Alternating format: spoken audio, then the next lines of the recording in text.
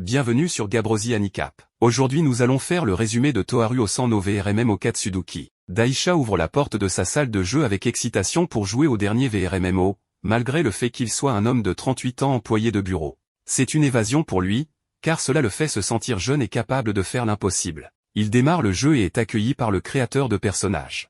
Il nomme son personnage Earth et crée un avatar au look jeune. Son personnage en jeu ne se distingue pas, car il n'est pas du genre à être le personnage principal. Daisha ne peut jouer que 2 à 3 heures par jour à cause de son travail. Et il pense que cela pourrait causer des problèmes aux autres joueurs s'il essayait de jouer avec eux. Il s'attend donc déjà à jouer en solo la plupart du temps. Pour se dissuader encore davantage d'être invité dans un groupe, il choisit des compétences comme le tir à l'arc, malgré la mauvaise précision des arcs. Ensuite, il équipe une compétence en médecine, bien que les potions soient bon marché auprès des PNJ. Sa compétence de coup de pied n'a pas d'attaque spéciale, et sa magie du vent est faible contre les sorts de feu et de terre. Sa compétence de furtivité a un coût élevé en points de magie et perd en efficacité lorsque le joueur se déplace, mais sa compétence en capacité physique améliorée équilibre cela, bien que de manière non significative. Il ajoute également la vision à longue distance, la production de bouts de doigts en bois et la cuisine. Sur ces 10 compétences, 6 d'entre elles sont sous-puissantes. Avec tout confirmé, il se lance dans le monde du jeu.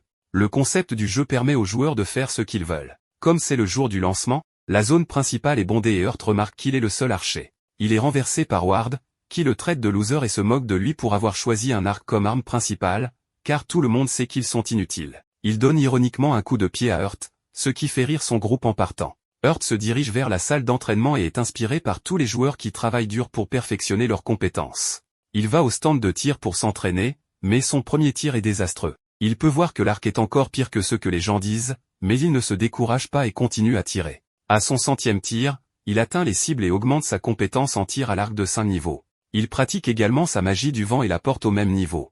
Earth se tourne ensuite vers ses coups de pied et les améliore jusqu'au niveau 5. Il décide ensuite de se lancer dans le monde après avoir atteint le niveau minimum pour survivre. Son excitation est rapidement brisée lorsqu'il sort et voit que les zones de chasse sont surpeuplées. Les gens se battant pour chasser des monstres. Il décide de se concentrer sur la collecte d'herbes et utilise sa vision à longue distance pour en localiser. Il commence à en ramasser mais ne sait pas ce que c'est. Il décide alors de rentrer pour les examiner. Il a du mal au début, mais finit par s'en sortir et les catégorise, ce qui fait augmenter sa compétence en médecine au niveau 3. Il ramasse accidentellement une herbe de suffocation, qui fait cesser de respirer à celui qui l'ingère et le fait rencontrer son créateur. Il se plaint qu'une telle herbe ne devrait pas se trouver dans la première zone.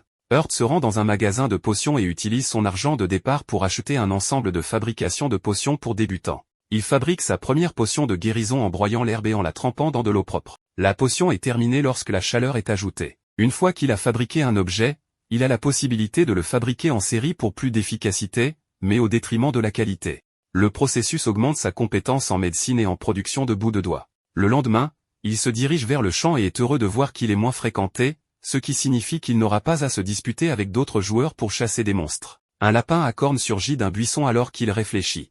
Earth charge son arc et prend son temps pour viser, car il est difficile de recharger. Il tire, mais la créature esquive. Il se précipite vers lui pour riposter, mais Earth parvient à toucher une de ses pattes avant, aggravant ainsi la colère du lapin. Il le frappe avec un coup de pied double digne de Mortal Kombat, ce qui l'élimine. La créature laisse tomber sa fourrure et sa viande, ce qui réjouit Earth. Soudain, arrive un garçon nommé Zwei qui le félicite et une fille nommée Millie. Le garçon commence à rire et Earth lui demande ce qu'il y a de drôle. Il dit alors qu'il n'a jamais entendu un Rabbitorn faire un bruit ridicule comme ça auparavant. Son partenaire Millie s'excuse pour lui quand elle remarque qu'Earth n'est pas amusé. Zwei pense qu'il est cool et se présente officiellement avec Millie. Il lui envoie une demande d'amis, qu'il accepte. Zwei annonce déjà qu'ils vont former un duo comique de premier ordre, mais Earth n'est pas intéressé. Les deux se retirent après l'échange. Earth estime qu'il a besoin de plus d'expérience, car il met trop de temps à éliminer sa première cible. Il réessaie, mais les lapins à cornes le repèrent dans leurs angles morts. Cependant, il parvient toujours à capturer sa deuxième prise en utilisant sa magie du vent. Il se souvient qu'il a la compétence de furtivité, alors il l'utilise pour masquer sa présence, ne se révélant que lorsqu'il est prêt à tirer. Il obtient plus de succès et réalise même un coup critique, appelé coup de pointe, qui est également considéré comme une attaque secrète. Il découvre que l'utilisation de ces deux compétences en conjonction crée une offensive puissante. Cela le fait réfléchir à sa prochaine étape. Il se déconnecte du jeu pour dormir, car il a du travail le lendemain. Il se connecte de nouveau pour sa prochaine session et prend un morceau de pain, mais réalise que la nourriture vendue par les PNJ est médiocre. Il décide donc de cuisiner de la meilleure nourriture, car les joueurs peuvent goûter la nourriture dans le jeu.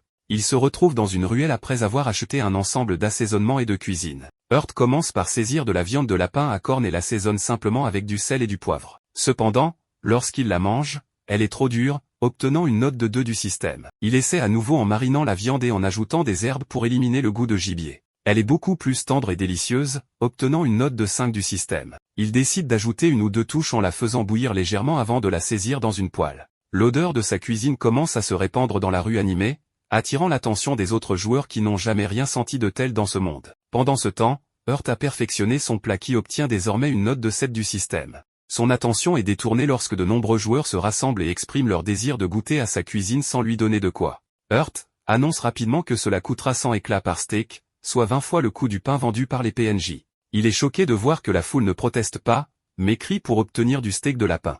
Il est taquiné par ses nouveaux clients pour ne pas préparer leur commande assez rapidement. Mais il a réussi à augmenter sa compétence en cuisine jusqu'au niveau 20 avec l'aide de la compétence promotionnelle de cuisine, qui augmente sa vitesse de cuisson. Les clients ont même une pancarte pour marquer la fin de la file d'attente. Après avoir échappé à cet enfer, il se fabrique un nouvel arc, car personne n'en vend en raison de la demande inexistante. Il utilise ses compétences en menuiserie pour fabriquer l'arc le plus simple à partir d'une seule pièce de bois. Il est plus puissant que celui qu'il a reçu, mais il est faible contre n'importe quel monstre décent. Après avoir appris le processus, il décide de fabriquer un arc composite à partir d'un bois flexible, pris en sandwich entre 2 morceaux de bois dur. Cela lui donne de la puissance et de la flexibilité, ce qui se reflète dans une augmentation de 3 fois de la puissance d'attaque par rapport à sa première tentative avec une arme avancée. Il décide ensuite de se procurer une armure, ce qui fait monter ses stats. Il vérifie ses compétences, puis se précipite vers sa machine distributrice pour y mettre en stock ses potions de guérison au goût de raisin peu communes. Il espère que les gens les apprécieront. Il a également ses célèbres steaks et d'autres plats à offrir. Hurt a besoin d'argent après avoir acheté son armure coûteuse, alors avec son nouvel équipement, il part à l'aventure. Il repère des monstres de niveau supérieur et utilise sa compétence de furtivité pour s'approcher d'un loup et le tue d'un tir, puis il donne un coup de pied à l'autre chien. Il active ensuite son aiguille de vent pour vaincre l'araignée et utilise une lame de vent pour éliminer un ver monstre. Il laisse tout tomber un butin complet. Il vérifie ses statistiques et voit que sa compétence en tir à l'arc, ainsi que quelques autres, ont augmenté. Il décide de mettre fin à sa journée, car il est à court de flèches. Hurt rentre et voit des commentaires positifs sur sa machine distributrice. Cependant, personne ne sait que le monde serait brutalement attaqué par un nouveau système, et les joueurs paniquent dans la zone principale, cherchant quelqu'un qui leur vendra des potions. Ils cherchent quelqu'un qui a la compétence en médecine et sont prêts à payer cher pour des potions si quelqu'un les a. Hurt est confus quant à ce qui se passe, car les PNJ vendent des potions.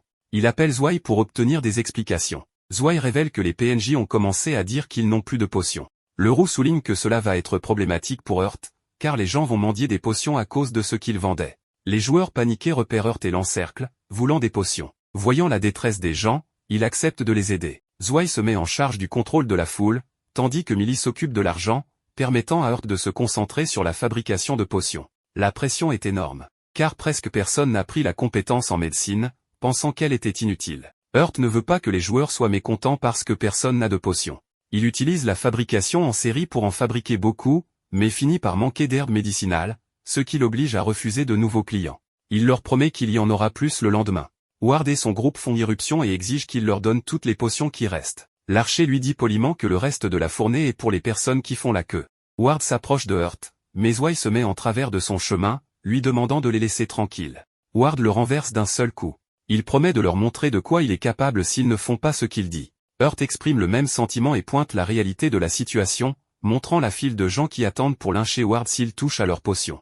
Ward offre de les acheter, mais Hurt explique que si les PNJ cessent également de vendre des armes et des armures, ces services seront fournis par les joueurs. Ainsi, s'il énerve tout le monde, personne ne lui vendra rien. Ward est offensé d'être sermonné, alors il lance un défi à Hurt, qui accepte malgré les protestations de Zwei. Ils sont transportés dans l'arène, et Hurt voit que Ward est trop confiant. Il prévoit d'utiliser cela à son avantage pour viser ses points faibles. Hurt esquive son attaque et contre avec un coup de pied qui fait tomber son casque, le laissant largement ouvert pour 2 flèches dans la tête, mettant fin au combat. Tout le monde est choqué par ses compétences. Il jette un regard sévère aux hommes de Ward, qui quittent rapidement les lieux avec leur leader inconscient.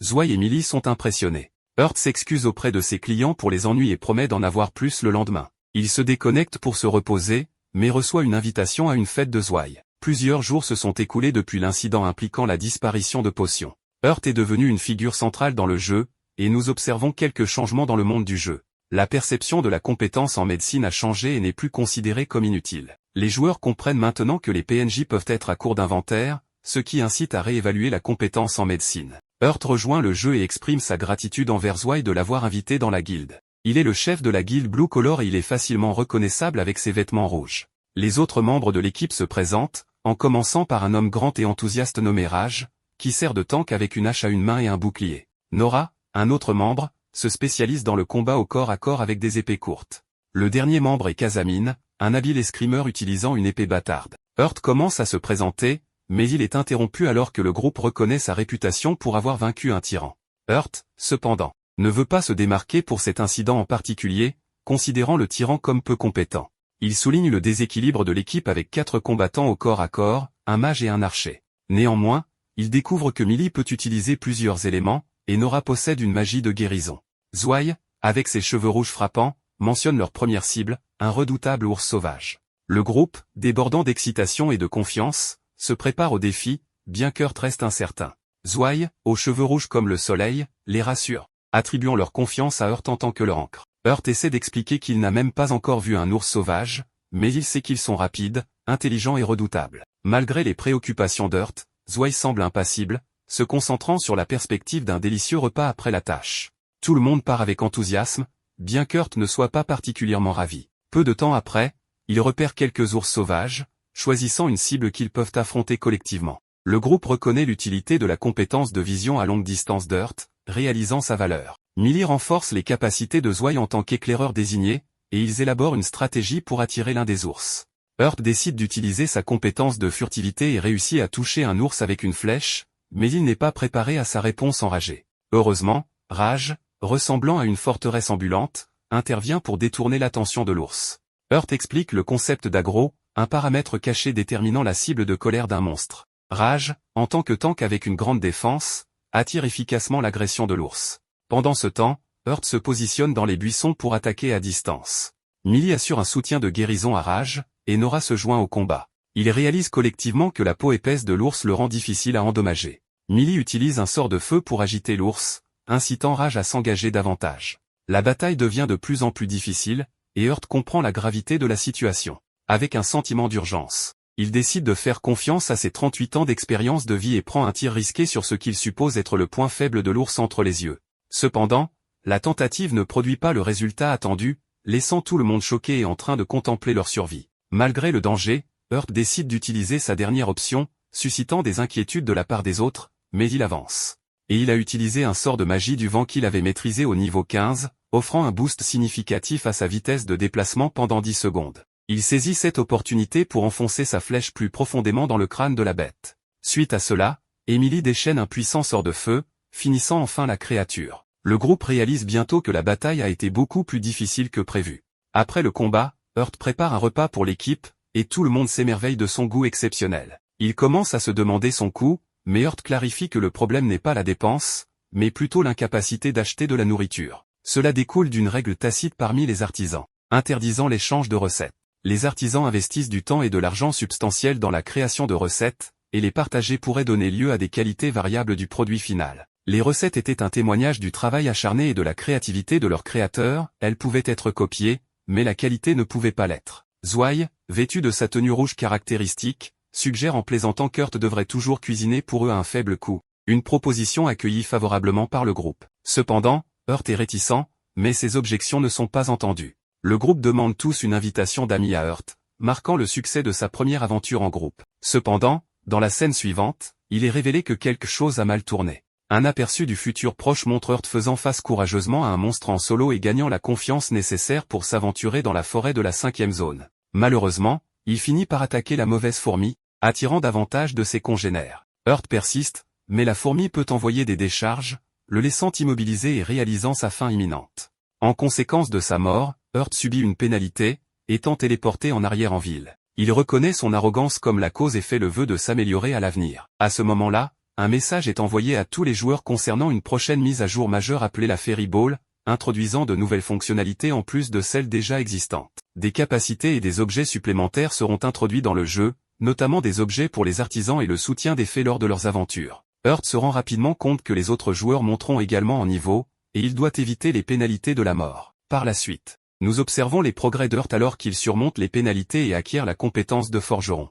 En tant qu'aventurier persévérant, il s'efforce de fabriquer une pointe de flèche capable de pénétrer les rochers et les peaux épaisses. Il attache ensuite la pointe de flèche en fer à une flèche en bois, obtenant ainsi une flèche en fer de 6 points d'attaque. De plus, Earth conçoit une pointe de flèche en forme de masse pour percuter, en prévision de rencontres avec des ennemis capables de réfléchir les dégâts. De plus, il reconnaît les limitations de l'utilisation des coups de pied en combat, ce qui le pousse à créer des chaussures meurtrières élégantes et efficaces pour résoudre ce problème. Ces chaussures meurtrières prototypes affichent un impressionnant 12 points d'attaque, et il prévoit de les affiner par le biais de tests et d'améliorations ultérieures. Peu de temps après, quelques individus commandent de manière moqueuse les chaussures uniques d'Earth, se demandant s'il s'agit de bottes ou d'armes. Earth affirme fièrement qu'elles servent à la fois, stupéfiant les critiques. Il se rend au marché, achète quelques cordes d'arc et la vendeuse est surprise par l'apparence des chaussures d'Earth. Et elle lui dit que les chaussures sont dégueu. En ce qui concerne son arc, Earth explique qu'il a atteint un niveau d'archerie de 30 et envisage maintenant une spécialisation. Il considère 3 options, l'arc court, l'arc long et l'arc de chasse. Les arcs courts sont conviviaux, mais ont une portée limitée, ce qui ne convient pas à Earth en tant que combattant non mêlé. Les arcs longs offrent une portée et une puissance supérieures, mais ont un taux de tir lent, ce qui les rend impraticables pour les joueurs solitaires. Par conséquent, il opte pour l'arc de chasse, car il correspond à la portée et à la puissance de son équipement actuel, un choix stratégique en accord avec sa progression de compétences. Earth souligne que la nouvelle compétence choisie offre un bonus d'attaque substantiel, ce qui le pousse à commencer à fabriquer son nouvel arc. Il sélectionne soigneusement un design qui lui plaît. Le forgeron, connu sous le nom de Black, observe le travail d'Earth avec étonnement, n'ayant jamais vu un arc de cette sorte auparavant. Earth termine l'arc, qu'il nomme l'arc X, affichant un impressionnant total de 32 points d'attaque. Bien qu'il demande plus de force pour être bandé par rapport à son ancien arc, il se sent incroyable et nettement plus puissant. Earth vit un moment émotionnel en exprimant sa gratitude envers son ancien arc pour ses services passés, passant rapidement à son excitation de l'essayer. Le lendemain, Earth retourne dans la forêt avec une détermination résolue, il rencontre une fourmi solitaire, sans lien avec les autres, et la tue avec une flèche pointue après quel événement tenté de réfléchir les dégâts. Cependant, sa soif de vengeance reste insatisfaite, ce qui le pousse à brutaliser les fourmis tombées. Debout au milieu des fourmis vaincues, Earth déclare triomphalement sa victoire durement gagnée. Désireux d'utiliser les exosquelettes des fourmis pour fabriquer des armures, il traîne leurs cadavres à travers la ville. Pendant ce temps, des nouvelles se répandent à propos de la prochaine Fairy Ball. Intrigué, Earth voit apparaître devant lui un cristal de contrat et espère former un contrat avec une fée du vent, tenant compte de son rôle d'archer et de la sécurité de le faire sans monstre à proximité. Cependant, pendant le rituel, le cristal vibre violemment et se brise, laissant Earth désabusé. Plus tard, il discute de son rituel de fée raté avec Zwei. Malgré la réussite d'autres joueurs dans la formation de contrats, ils encouragent Earth à ne pas perdre espoir, mentionnant la possibilité d'une autre chance dans la deuxième moitié de l'événement. De plus, il note que l'objet cassé reste, indiquant une autre opportunité. Zwei, connu pour ses cheveux rouges enflammés, exprime son soulagement d'avoir résolu un problème, mais reste curieux de comprendre pourquoi les fées montrent une telle faveur à Earth. Bienvenue sur Gabrosi Handicap. Aujourd'hui nous allons voir la 3e partie de ce résumé. Earth décide de faire une pause sous un arbre et de profiter de la beauté de la nature. Il est bientôt rejoint par une fée amicale qui voltige autour de lui. Earth se redresse et remarque la convivialité de la fée, même s'il ne comprend pas pourquoi. La fée atterrit sur son doigt, indiquant son désir de conclure un contrat, mais Earth s'excuse, expliquant qu'il ne peut pas car son cristal est cassé. Il convoque le cristal pour le montrer à la fée, qui s'amuse joyeusement avec. Earth est content tant que la fée s'amuse. Pendant ce moment, Earth décide de vérifier ses statistiques, et il est ravi de voir qu'elles ont toutes augmenté. Cela signifie qu'il peut apprendre des compétences plus spécialisées, ce qui l'enthousiasme car cela lui permet de combattre de nouvelles manières. Avec une confiance retrouvée, Earth décide d'explorer son premier donjon, et en marchant à travers une grotte sombre, il se remémore ses jeunes jours à explorer de tels endroits. Ses compétences l'alertent d'un danger caché, et il l'évite habilement, continuant avec un sourire. Earth aime le frisson de ne pas savoir jusqu'où ira l'obscurité. Cependant, il s'arrête lorsqu'il atteint une section particulièrement sombre, et soudain, des yeux rouges apparaissent dans l'obscurité. Une araignée lui saute dessus, et Earth tire rapidement son arc, ressentant le frisson de l'aventure. Il tire une flèche en plein dans la tête de l'araignée, la faisant reculer. Earth enchaîne avec des sorts de vent de haut niveau, faisant tomber le monstre sur le dos. Mais à sa grande surprise, l'araignée récupère rapidement et contre-attaque. Pensant rapidement, Earth utilise sa compétence de saut élevé pour bondir au-dessus de l'attaque de l'araignée, mais il oublie le plafond de la grotte et se cogne la tête. Malgré la douleur, il reste concentré et utilise un fouet qu'il a récemment acheté pour attirer l'araignée vers lui. Earth achève l'araignée d'un puissant coup de pied, aidé par les lames sous ses pieds. Bien qu'il souffre de la mésaventure du saut élevé, il se rappelle de faire plus attention au plafond de la grotte la prochaine fois. Soudain, un groupe de fées des ténèbres apparaît et guide Urt plus profondément dans la grotte. Il atteint finalement un précipice avec une étroite corniche, et il marche avec précaution le long de celle-ci. À mesure que le sol devient plus difficile, Urt active sa compétence de centre de gravité stable, lui permettant de naviguer en toute sécurité sur la corniche. Il saute ensuite sur une plateforme, où les fées se rassemblent autour d'un rocher, lui laissant entendre qu'il devrait enquêter. Curieux, Urt déplace le rocher et découvre une porte secrète. Il l'ouvre et trouve une boîte, qu'il prend avec enthousiasme. Urt commente à quel point des moments comme celui-ci rendent l'aventure géniale. Il ouvre la boîte et à l'intérieur, il trouve une bague. Urt spécule que la bague doit être placée sur quelque chose de spécifique et la met dans sa boîte à objets. Il prévoit de la garder comme souvenir de sa première conquête de donjon et remercie les fées pour leur aide à trouver un butin cool. Alors qu'il est toujours excité par sa découverte, Urt reçoit un message des créateurs de jeu. Ils informent les joueurs qu'ils s'apprêtent à annoncer la deuxième partie du bal des fées, appelé le tournoi de bataille de fées. La scène change alors qu'Urt se précipite en ville. Il rejoint d'autres joueurs sur la place principale, où ils reçoivent des nouvelles importantes. On leur annonce que leurs fées vont évoluer, mais que cela se fera à travers des combats PVP. En participant ou en remportant un certain nombre de combats PVP, leurs fées peuvent évoluer et prendre de nouvelles formes. Cependant, ce n'est pas aussi simple que de se battre contre n'importe qui à plusieurs reprises. Se battre plusieurs fois contre le même adversaire ne comptera pas pour l'évolution. Les joueurs doivent défier de nouveaux adversaires pour progresser. Les 16 meilleurs joueurs de ce mode spécial en versus seront invités à un tournoi avec des prix incroyables à la clé. Les joueurs qui gagnent peuvent également obtenir des titres spéciaux qui les distinguent du reste. Pour ceux qui n'ont pas pu conclure de contrat avec les fées initialement, il y a de bonnes nouvelles. Ils ont une autre chance. Ils peuvent réparer leurs cristaux de contrat via le PVP, et ces cristaux réparés ont un taux de réussite plus élevé et sont plus susceptibles d'obtenir des fées rares. Les créateurs de jeux ont également débloqué une fonctionnalité permettant aux fées d'avoir leur propre identité, ce qui leur permet d'agir différemment du comportement défini. Cette nouvelle annonce enthousiasme les joueurs, mais Urt se demande comment cela va fonctionner. En particulier pour ceux qui ne sont pas habiles en PVP. Il espère que les joueurs ne cibleront pas les artisans qui ne sont peut-être pas aussi doués en combat. Urt se rend dans la zone de forge, et le forgeron le rassure en lui disant qu'il n'y a rien à craindre pour les artisans. La communauté des joueurs a décidé de protéger les artisans en s'unissant contre ceux qui essaient de les forcer à se battre, servant ainsi de fort dissuasif. Personne ne veut attirer la colère de toute la guilde sur eux. Urt est ravi d'apprendre la découverte de la nouvelle ville, Nexia. Cependant, lorsque Black exprime son désintérêt pour la compétition et souhaite se concentrer uniquement sur l'artisanat, Urt commence à se demander ce qu'il devrait faire en attendant. Les créateurs de jeux ajoutent un titre spécial à Urt, qui est surpris de constater qu'il est maintenant connu sous le nom de séducteur de fées. Le titre ne peut pas être désactivé et ne disparaît que après avoir participé à un combat PVP spécial lors de l'événement. Urt se sent humilié alors que son nouveau titre attire l'attention de tous. Il tombe par terre en désespoir, et une foule se rassemble pour voir son titre, le faisant se sentir encore plus embarrassé. Quelques fées viennent le soutenir. Urt réalise que sa seule façon de lever la malédiction de ce titre est de participer au PVP. Il commence à supplier quiconque de se battre contre lui. Rona se propose pour accepter sa demande de combat. Rona connaît Urt et l'appelle même par son nom. Urt lui demande comment elle le connaît.